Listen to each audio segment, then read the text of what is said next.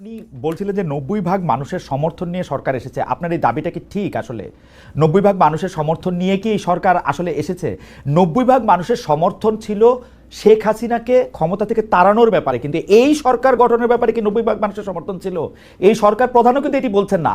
এই সরকার প্রধান বলছেন কিন্তু আপনারা তাকে নিয়োগ দিয়েছেন। দেখেন, এটি কি এই পরিষ্কার সরকারের করবেন? 90 ভাগ মানুষ শেখ হাসিনাকে তাড়ানোর ক্ষেত্রে যাদের উপর ভরসা রেখেছিল, বিশ্বাস রেখেছিল, তারাই কিন্তু হচ্ছে এই সরকার নিয়োগের ক্ষেত্রে ভূমিকা রাখছে। অ্যাবসলিউটলি। এই ক্ষেত্রে শুধুমাত্র আমরাই না, পাশাপাশি পলিটিক্যাল পার্টিগুলো। আপনার তখন এই যে পরবর্তী 2 মাস 3 মাসে এই সরকারকে নিয়ে কোনো পলিটিক্যাল পার্টি বলেন বা কোনো বিশিষ্ট ব্যক্তিবর্গ বলেন, তেমন কোনো কোশ্চানই তোলে নাই যে হচ্ছে এই সরকারকে সমর্থন দিচ্ছে না। রাইট। পরবর্তীতে সরকারের কর্মকাণ্ডের কারণেই সরকার সেই 90% সমর্থন থেকে নিচের দিকে নামতে যাচ্ছে। কারণ অ্যাবসলিউটলি। সরকার নিজে অ্যাবসলিউটলি, আপনি এই কথাটা একদম ঠিক কথা বলছেন। এবং আপনার কথা ধারাবাহিকতা যদি আসি যে ধীরে ধীরে এই সরকার আসলে এক ধরনের ব্যালেন্সটা করতে হয়েছে, যেহেতু আপনাদের তিনজন প্রতিনিধি সেখানে থাকলেন, এর মধ্যে একজন বেরিয়ে এসে আবার একটা নতুন রাজনৈতিক দল করলেন। তার ফলে হইল কি, এনসিপিকে ছাড় দিতে গিয়ে ব্যালেন্স করতে হয়েছে বিএনপিকে ছাড় দিয়ে, আবার বিএনপিকে ছাড় দিয়ে ব্যালেন্স করতে হয়েছে জামাতকে ছাড় দিয়ে। এর জন্য এনসিপি দায়ী। আমি সেটাই বলতে চাইছিলাম আর কি। 90% জনসমর্থন থেকে না দায় এনসিপির কারণেই কিন্তু সরকার এরকম দুর্বল হলো, তাই না? দায় তো আপনি দিতেই পারেন, কিন্তু বাস্তবে কি তাই? বাস্তবে আসলে বাস্তবে কি কিন্তু বলেন তাই তো, না। বাস্তবটা আমাকে আপনার বলেন। এখানে কেন দুর্বল হলো সরকারের সেটা কোনো একটু অংশ বলেন। হয় নাই। কেন দুর্বল কারণ হলো? যখন সরকার গঠিত হয়েছে, নেতৃবৃন্দ শপথ গ্রহণ করেছে অভ্যুত্থানকে লেজিটিমেসি দেওয়ার জন্য এবং অভ্যুত্থানের নেতৃবৃন্দকে সেখানে জায়গা করে দেওয়ার জন্য। সে অভ্যুত্থানের নেতৃবৃন্দ হিসেবে সে এটা হবে বাংলাদেশের প্রতিটা মানুষ যারা অভ্যুত্থানে অংশগ্রহণ করছে প্রত্যেকের নেতা হিসেবে তারা সরকারে গিয়েছে।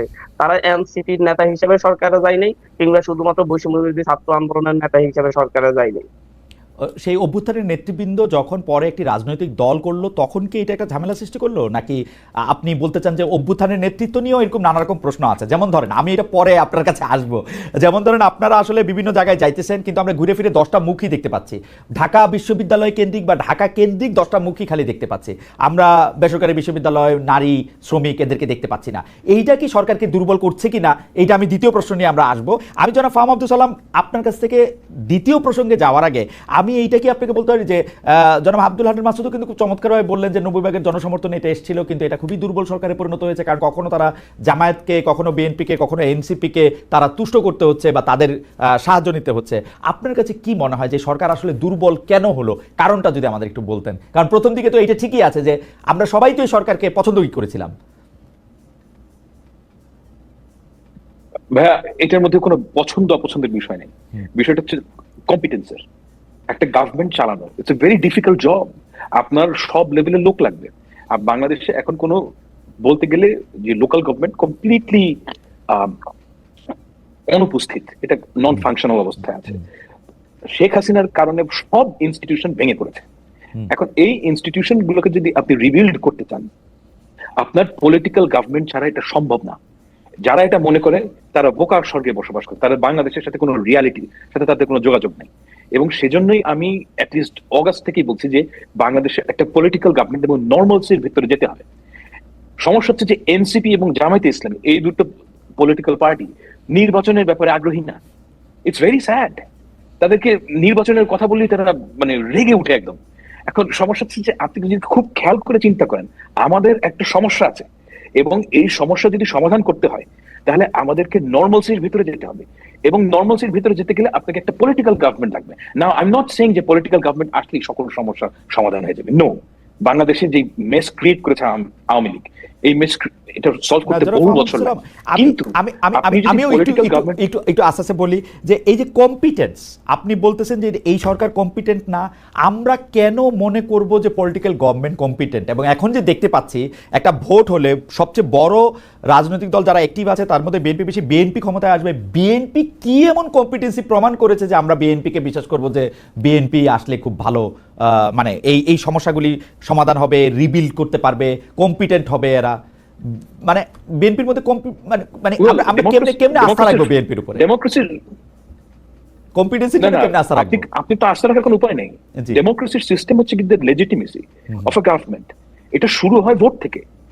মানে আপনি তো মানে প্রি এজিউম করতে পারবেন না কিছু, না পারবো না। মানে ডেমোক্রেসির কিন্তু অভিজ্ঞতা তো আমাদের সিস্টেম কিছু শেখায়, অভিজ্ঞতা তো আমাদের কিছু শেখায়, তাই না?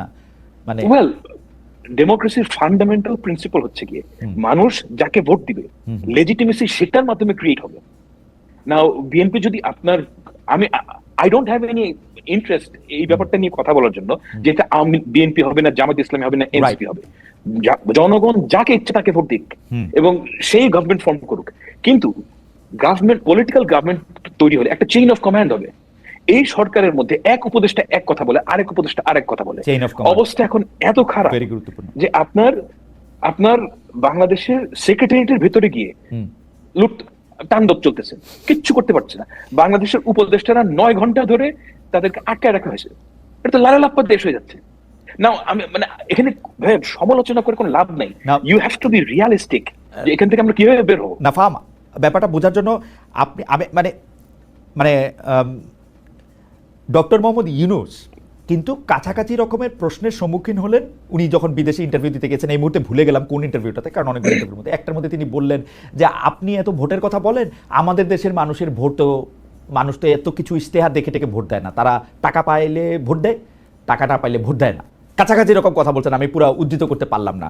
এই কথাটা তো আমরা পছন্দ করি নাই, আমি পছন্দ করি নাই, ডক্টর সালাম আপনিও পছন্দ করেন নাই, কিন্তু কথাটা তো কিছুটা সত্যতা আসেও। আসলে আমাদের দেশে তো যারা আমরা রিপ্রেজেন্টেটিভ করে যাদেরকে পাঠাইতেছি, তারা এই যে হান্নান মাসুদেরও কিন্তু অনেক টাকা হইতেছে ইদানিং, আপনি খেয়াল করলে দেখবেন। এটা প্রসঙ্গে আমরা আসতেছি যে যে কারণ উনি জানেন যে টাকা ছাড়া নির্বাচন করা সম্ভব না। আমি এই প্রসঙ্গে আসতেছি, এই কথা তো কিছু সত্য, তাই না? মানে আপনি এটাকে কিভাবে দেখেন? গণতন্ত্র মানে শুধুমাত্র বিএনপি এবং এনসিপির যাত্রা না, কিংবা জামাত ইসলামের যাত্রা না। গণতন্ত্র মানে যে লোকটা ভোট দেয় তারও একটা যাত্রা। ছাত্র দলের যে ছেলেটা এখন একদম লোয়ার লেভেলে, তারও একটা যাত্রা আছে।